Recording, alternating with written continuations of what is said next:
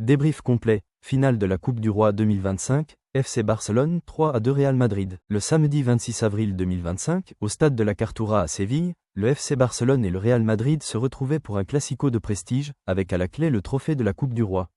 Dans une atmosphère électrique et devant un public en feu, les deux géants espagnols ont livré un match d'une intensité rare, un affrontement qui restera dans les mémoires.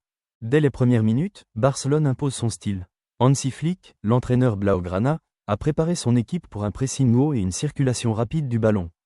Lamine Yamal, véritable prodige de 17 ans, déborde à plusieurs reprises sur son aile droite, mettant en difficulté la défense madrilène. À la 38e minute, après une récupération haute orchestrée par Pau Cubarsí, Pedri hérite du ballon à l'entrée de la surface.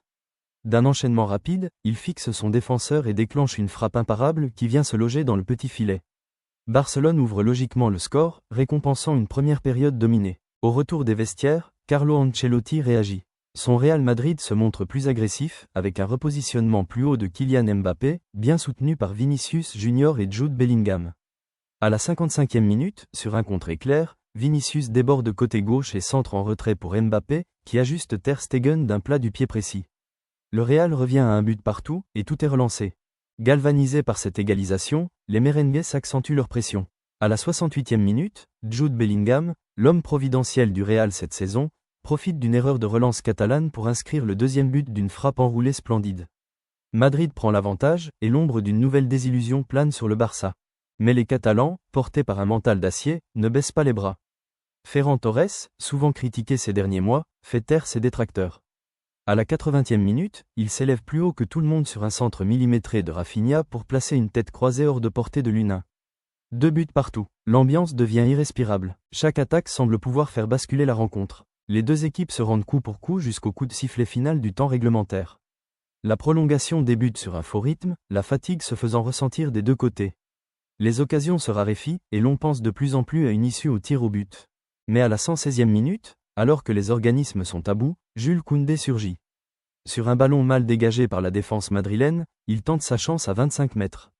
Sa frappe, pure et surpuissante, ne laisse aucune chance au gardien madrilène.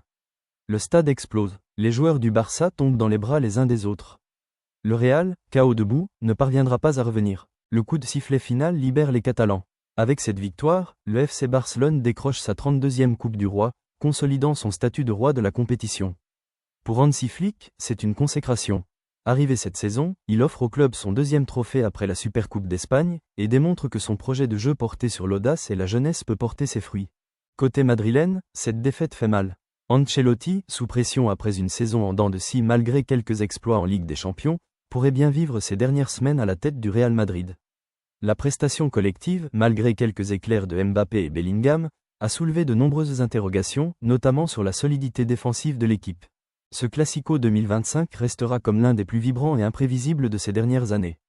Entre l'explosion de jeunes talents comme Lamine Yamal et la confirmation des cadres comme Pedri ou Ferran Torres, Barcelone a non seulement remporté un titre, mais aussi envoyé un message fort: le futur du football espagnol s'écrira encore en blaugrana.